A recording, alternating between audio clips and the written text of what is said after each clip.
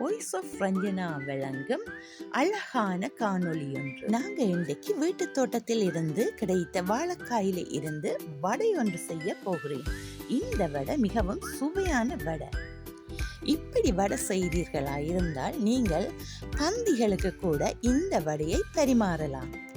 நான் இங்கே 8 வாழைக்காய் எடுத்திருக்கிறேன். 8 வாழைக்காய் எனது வீட்டு தேவைக்கு போதுமாக இருந்தது. அப்பொழுது நான் 8 வாழைக்காயை எடுத்து காம்புகளை தட்டி அது இந்த முன் சிம்லையும் தட்டி 2ஆக வெட்டி நன்றாக கழுவி ஸ்டீம் பண்ணுகிறேன். இப்போ பாருங்க, இது நன்றாக அவிந்து விட்டது. இதை நான் இறக்கி ஆற விட போகிறேன். வாழைக்காய் ஆறுற வரைக்கும் கடலை பருப்பெடுத்து சிறிதளவு பொன்னிறமாக வறுத்தெடுக்கவும். வறுத்த கடலை பருப்பையும் ஆற விடவும். ஆற விட்டு வெங்காயம், மிளகாய், வெள்ளைப்பூடு, இஞ்சி சிறிதளவு எடுத்து துண்டங்களாக வெட்டி எடுக்கவும்.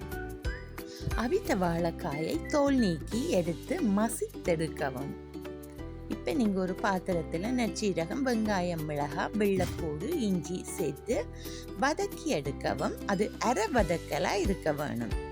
மஞ்சள் சிறிதளவு, கட்டத்தூள் சிறிதளவு சேர்த்து அரைப்பதத்துக்கு வதக்கி எடுத்து ஆறின வாழைக்காயினுள் அதையும் சேர்க்கவும்.